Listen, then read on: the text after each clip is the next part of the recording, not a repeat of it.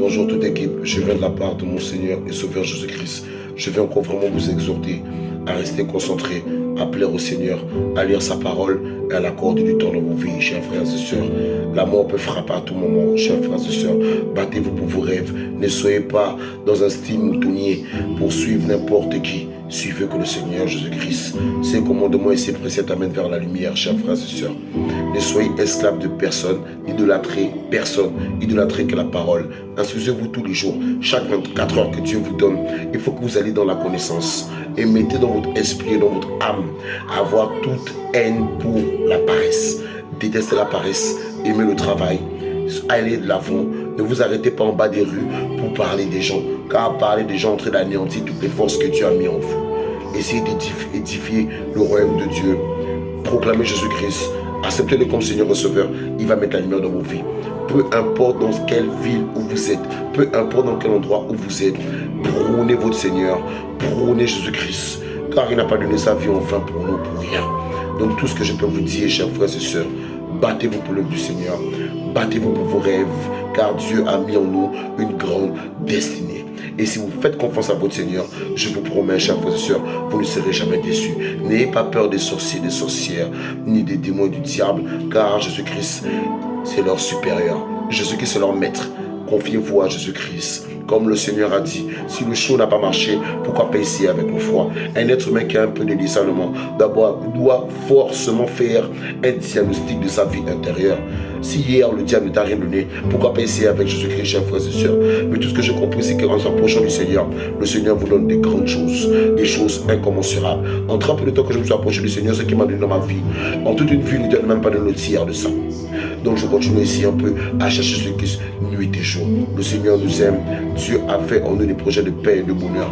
Comme Jérémie 6:3 le dit, il a formé pour nous des projets de paix et de bonheur et non de malheur. Dans Matthieu 6:33, Dieu te dit, cherche d'abord la justice de mon royaume et je te donnerai tout ce que ton cœur désire.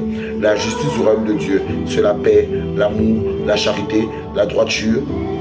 Et je tiens encore vraiment à insister. Aimer Dieu ne veut pas dire être faible. Aimer Dieu ne veut pas dire c'est laisser mourir. Non. Car Dieu a dit dans sa parole que celui qui est pervers, tu le traites selon sa perversité. Celui qui est pur, tu le traites selon sa pureté. Dieu t'a donné des commandements. Donc respectons sa parole. Battons-nous pour plaire au Seigneur. N'ayons pas peur des hommes, n'ayons pas peur des démons du diable. Ne prions pas Dieu parce qu'on veut se cacher des sorciers, du diable. Ça ne sert à rien. Prions Dieu parce qu'on l'aime. Prions Dieu parce qu'on l'aime pour ce qu'il est. On l'aime pour ce qu'il a fait pour nous. On doit prier le Seigneur pour la reconnaissance tous les jours. Enfoutez-vous du chemin des hommes. Concentrez-vous sur le vôtre et le plaire seulement au Seigneur. Et vous allez voir, la lumière brillera dans vos vies. La lumière brillera dans vos activités, dans vos épreuves, dans toute relation que vous allez construire. Il n'y aura que la lumière, chers frères et sœurs. Ne faites la médisance envers personne. Quelqu'un qui vous a déçu, que ce soit de l'extérieur, que ce soit dans la famille ou extérieur, ne parlez pas mal de ces personnes. Au cas où demain, si vous venez à pardonner, au moins vous ne serez pas des regrets amers. Parce que la médisance tue un être humain. La médisance, c'est le premier trait de caractère de la sorcellerie. Donc purifiez vos cœurs. Pour purifier son cœur, il faut le réanimer dans la joie.